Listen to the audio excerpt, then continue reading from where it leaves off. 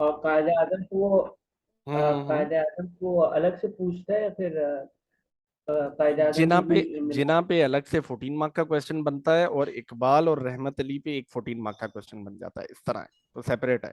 ठीक।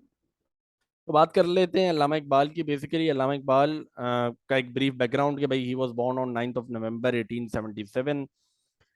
He went to England for his higher education. He did his PhD from Germany. तो वो आपके पास एक ब्रीफ बैकग्राउंड आ गया। He started his political career in the year 1926. Then he became a member of the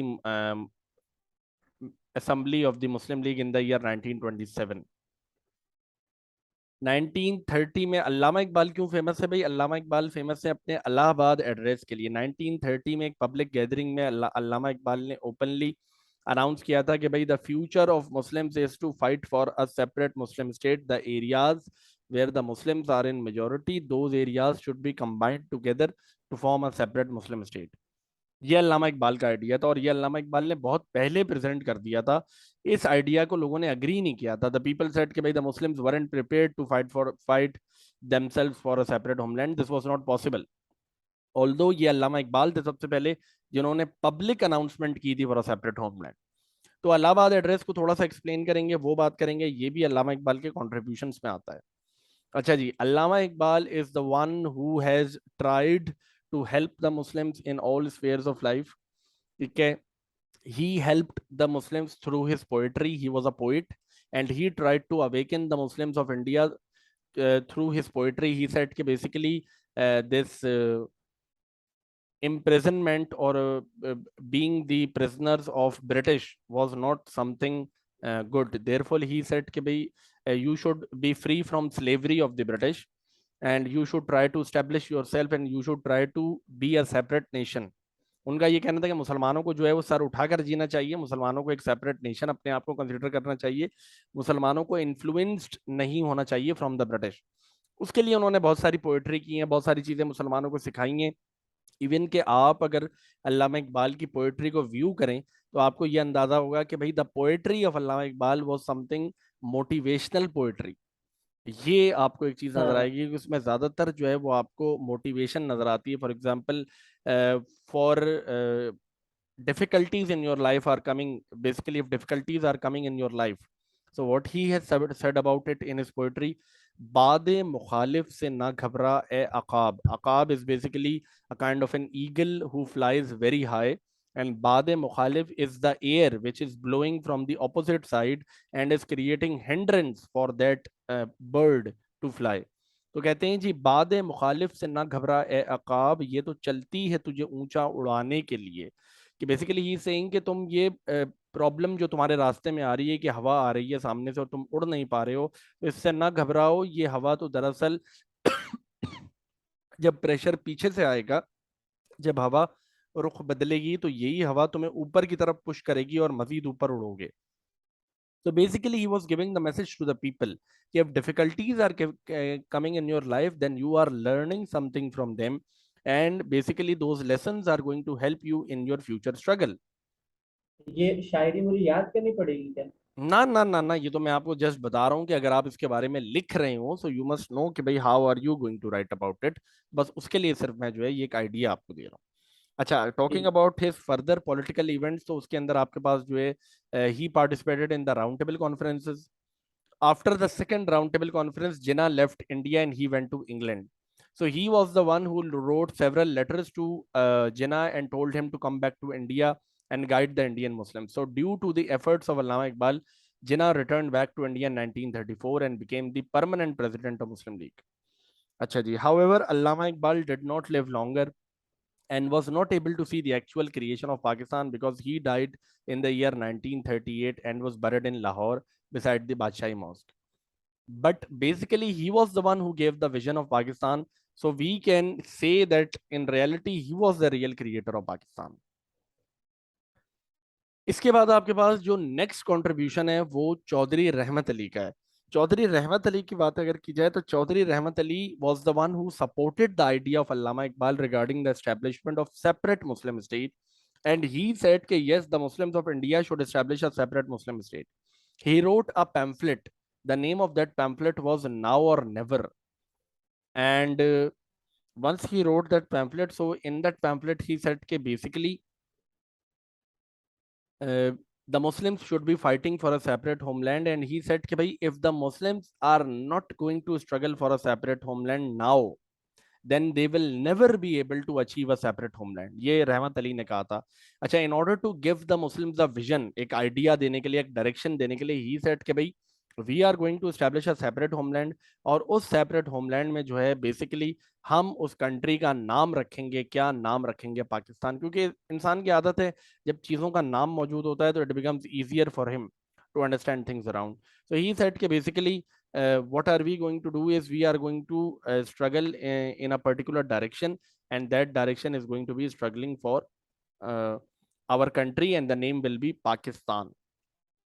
तो ये basically famous है अपने इस पैम्फलेट के लिए, नाउ और नेवर, जो इन्होंने लिखा था इन द ईयर 1933. और उसी पैम्फलेट में जो है इन्होंने डिक्लेयर किया था कि भाई there is going to be a country and we are going to name it Pakistan. Chaudhry Rahmat Ali की एक और एफर्ट बता दूं कि he has participated in the round table conferences as well. He has helped the Muslims to establish themselves. तो round table conferences में भी इनकी एफर्ट है. अच्छा, इसके अलावा जब इसको एक्सप्लेन कर रहे होंगे तो you are required to explain the thing that how the name Pakistan was coined. So the letter P has been taken from Punjab, A from Afghan, K from Kashmir, I from Iran, S from Sindh, T from Turkmenistan, A from Afghanistan and N from Balochistan. इस तरह से ये जो है ये word Pakistan coin हुआ है. तो ये लेटर्स यहाँ यहाँ से लिए गए हैं. जी बोलें. ये मुझे समझ नहीं आया, मतलब अ, पाकिस्तान का मतलब तो प्योर लैंड है, तो ये साफ पाकिस्तान का जमीन। मतलब प्योर लैंड नहीं है, वो पाकिस्तान की आइडियोलॉजी है pure land. Pakistan, the word Pakistan has been extracted from the names of these words actually. ये है वो जो आप बात कर रहे हैं ना कि पाकिस्तान का मतलब जो है वो पाकिस्तान की आइडियोलॉजी है. The reason for establishing Pakistan है, उसको कहते ये हैं कि भाई ये पाकिस्तान का मतलब, बट इन रियलिटी वो पाकिस्तान की आइडियोलॉजी है. पाकिस्तान, द आइडियोलॉजी से क्या मतलब, क्या ideology means क्यों? the reason for establishing Pakistan, the reason why Pakistan is existing, वो उसकी आइडियोलॉजी है. तो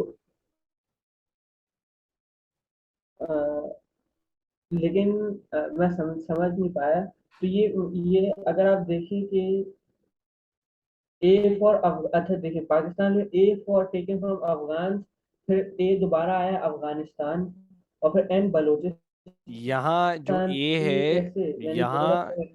सर यहाँ जो ए है वो NWFP को रिप्रेजेंट कर रहा है, जो अब KPK का प्रोविंस है उसको रिप्रेजेंट कर रहा है. और ये अफगानिस्तान हमारे सेपरेट नेबरिंग कंट्री को रिप्रेजेंट कर रहा है. तुर्कमेनिस्तान हमारे नेबरिंग कंट्री को रिप्रेजेंट कर रहा है. ईरान हमारे नेबरिंग कंट्री को रिप्रेजेंट कर रहा है. तो तुर्कमेनिस्तान के साथ तो हमारा बॉर्डर भी नहीं लगता। लेकिन वो एक तरीके से पाकिस्तान का नेबरिंग कंट्री है टुवर्ड्स द नॉर्थ. और उस टाइम पर उन्होंने जो ये नाम रखा था, so basically what he was thinking was कि basically the areas which were going to be awarded to Pakistan, तो वो तुर्कमेनिस्तान के करीब करीब का एरिया होने वाला था. लेकिन अनफॉर्चुनेटली वो तो ये हुआ कि बहुत सारी चेंजेस आई, प्रिंसली स्टेट्स डिवाइड हो गई, and a lot of stuff is there that happened, and due to which only a few areas were given to Pakistan. But what his vision was to establish an area which was going to be around Iran, which was going to be around Afghanistan, which was going to be near to Turkmenistan. उसमें include होने वाला था सिंध, उसमें included था बलूचिस्तान, उसमें included था NWFP, उसमें included था Punjab. This was his idea actually. और वो एक बहुत बड़ी टेरिटरी थी what he had planned actually. उस प्लानिंग के तहत उन्होंने ये नाम रखा था पाकिस्तान. ये कैसा कोइंसिडेंस है कि वो, मतलब ये तमाम स्थान के तमाम स्थान की जो जितने भी स्थान मुल्क है उनके बीच में एक और स्थान आ गया, मतलब मुझे तो कुछ गड़बड़ लग रही है यहाँ, मतलब यानी पाकिस्तान वाकई में। So talking about a brief background of Muhammad Ali Jinnah, so he was a lawyer, he was a leader, he is the creator of Pakistan, born on 25th of December 1876. अच्छा, शुरू में he began his political career by joining the Congress, but later he left Congress and then he joined Muslim League. He joined Muslim League in the year 1913 and then he devoted all of his energy to achieve the objectives of Muslim League. During World War I, he also supported the British in the war efforts and उनको उनकी उम्मीद यही थी कि British government जो है वो Indians को सेल्फ रूल देगी, लेकिन वो सेल्फ रूल मिला नहीं था, लेकिन उसमें जिन्ना ने जो है वो बेसिकली बहुत एफर्ट्स की थी।